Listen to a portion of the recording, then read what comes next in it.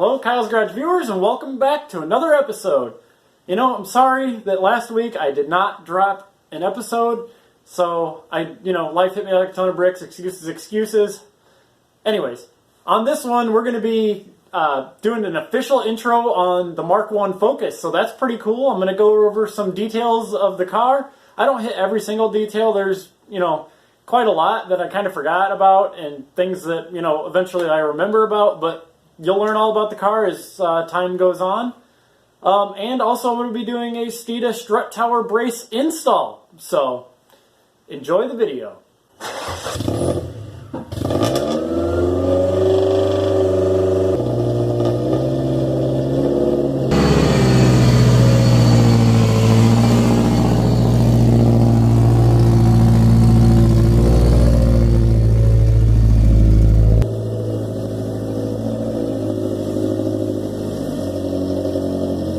Got it outside. So awesome. Let's take a look around this thing.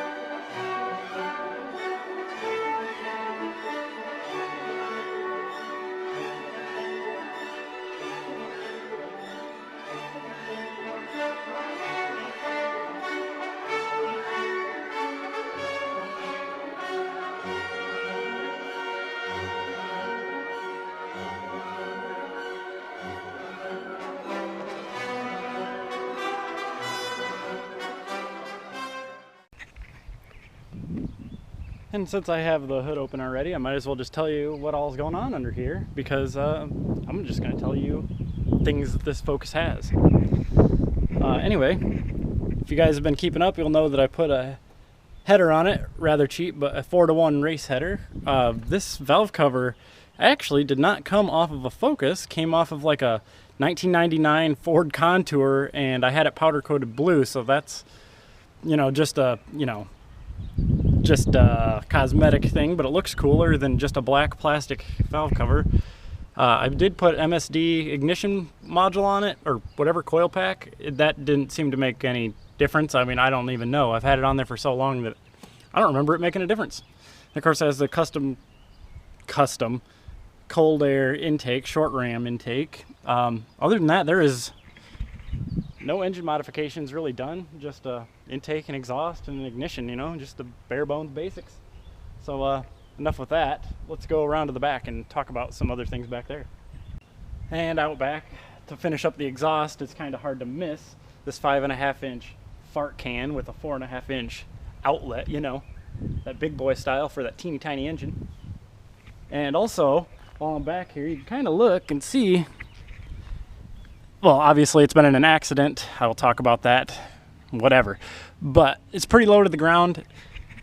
I'm running Eibach suspension all the way around. It has the Eibach Sport or something like that struts and the Sportline springs. So yeah, it handles freaking great. It rides really, really well with the Eibach suspension on it. Also, like looking out here at the wheels, that these were not factory equipped on this car, but these came off like a later model Focus. They're 17-inch rims. A lot of people call them EAPs. I forget what that stands for. Some Focus person out there can tell me EAP. What does it stand for? I don't know. But that's like a similar design to the EAPs. I don't know if they actually are though. And one thing to definitely note is it is multicolored. And if you'll notice very carefully, these two blue doors are different. So they came off two different cars, and the trunk is also blue. The reason I did this is because the factory spoiler, it had a factory spoiler on it and it had holes, and I just don't like the way that these cars look with a spoiler, so I like it like that. And then this is not the original fender to the car, obviously, because this whole side has been smashed in, and I will explain further. But that was the original color of this car, is green. Hideous metallic green. I didn't like it. And then, of course, it's got a black hood and a new inner fender It's hard to see, but it's this black piece in here that's all been welded. Because I was a dumb child and I wrecked my car when I was much younger, but you know, we got it to this level. I was on the toll road, which is like a really fast interstate thingy over here. And yeah, I was driving in a thunderstorm in the rain, and I hydroplaned, and I was in a corner, and I hit a guardrail doing like 70 miles per hour. So, you know, whole left side completely destroyed, which was very, very saddening because I had the whole car in primer and it was ready to be, you know, go to paint and be a pretty car. And that never actually happened. All right, I got a couple of goodies back here, you know, new parts that I haven't put on yet. So we're gonna put at least one of those parts on today. And that new part here that I've been saving forever is this STEEDA strut tower brace. So yeah. And with all that being said, I'm gonna turn that thing back around so we can, you know, put that strut tower brace on.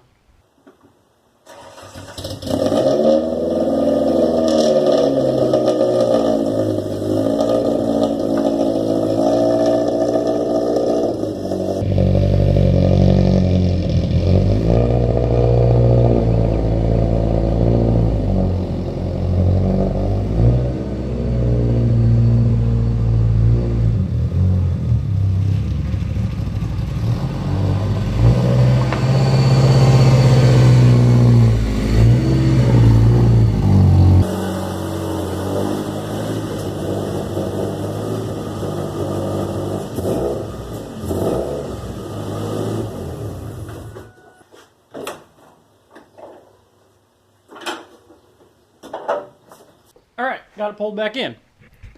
So let me bust out the strut tower brace and show you what I got to do to kind of get it in here, because there is like some small modification you got to do to get the strut tower brace to actually fit. Not only that, is this car has been in an accident, as we just discussed, and there will be other fitment issues because of that. And yeah, let's just check it out.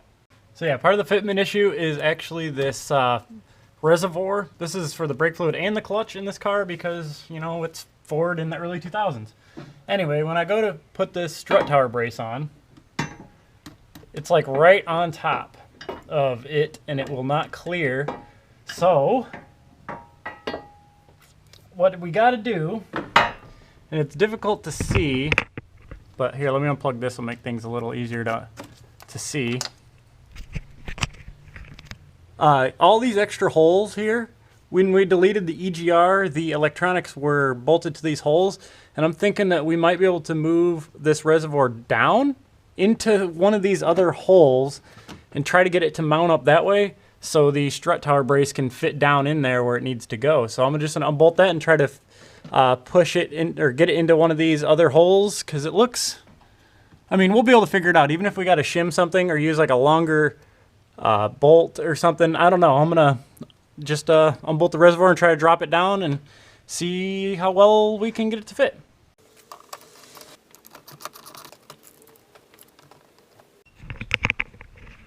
Okay, so I was able to get one bolt in down here, and the reason I can't like move it all the way over here is because it's kind of like a hard line, a hard plastic tube that feeds the brake master and the clutch master. So it's kind of not going to go anywhere, I don't think. I mean, it's actually really solid in there.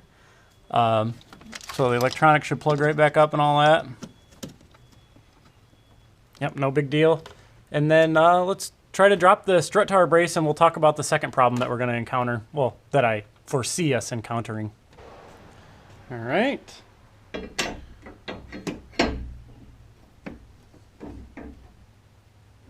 Clears perfectly. I like that. That's gonna do.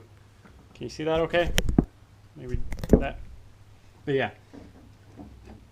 Looks pretty good. I think all that's gonna fit real nicely. Which is going to bring us to our second problem. All right, with it kind of just laying up in place, you'll see that these mount holes are just fine, and it seems to slip right over those. But on this side, just barely off on that one, and it's a lot off on this one actually. But what I'm thinking to do here is route out a little bit of these holes on either side, a little bit on both, so we don't go too much on this one side. And there's a lot of meat in here, and I can get a little bit out of that too. So we need to kind of finagle this thing into, you know, wanting to work. So I need to figure out a solution to, you know, enlarge those holes a little bit. All right, this is the best solution I could come up with. Very janky. I don't have a way to hold the work, so I'm going to hold the work as I do this. And kind of the idea is simple. Got myself a drill bit in there, and I'm going to try to make the opening bigger, not by routing it out, but by drilling a whole different hole. And unfortunately, I'll probably have to clean it up with a file because I don't have any like grinding router bits or anything like that. So yeah, let's just hope this works.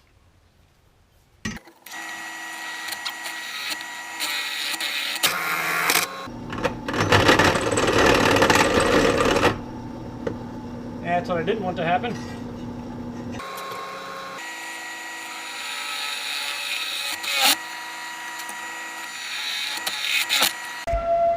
And apparently I should go inside because that's a tornado siren. Okay, now that I've gotten it very crudely drilled, I think I can just like use a small file to file this out. I don't really have any good tools to do that with, unfortunately. I wish I had some like burr bits. Such a simple tool that, you know, I don't have. But I feel like if I clean those holes up, it'll all line up and we can actually bolt the damn thing down. Ah, lo and behold, as I was going through my files, look what I found. A burr bit. So I put it in my little die grinder here, so I'll be able to cleanificate them holes. Know what I'm saying?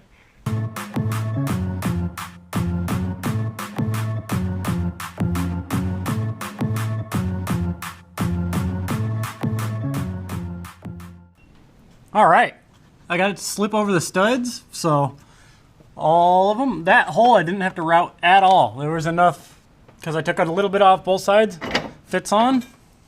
So all I got to do is just kind of fine clean these holes up and bolt it on.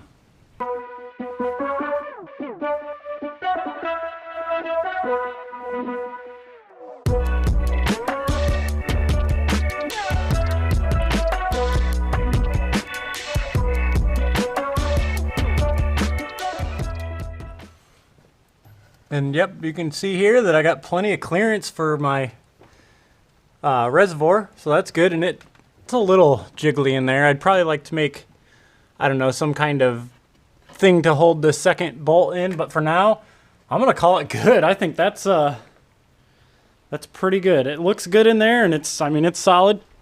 Ain't going nowhere. And like I said, this was a STEEDA strut tower brace, so name brand.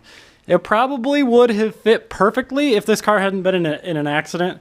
But instead of sending it to a frame shop, which is probably the correct repair to straighten up this strut tower brace, or strut tower, I'm sorry, I just routed the holes out just ever so slightly.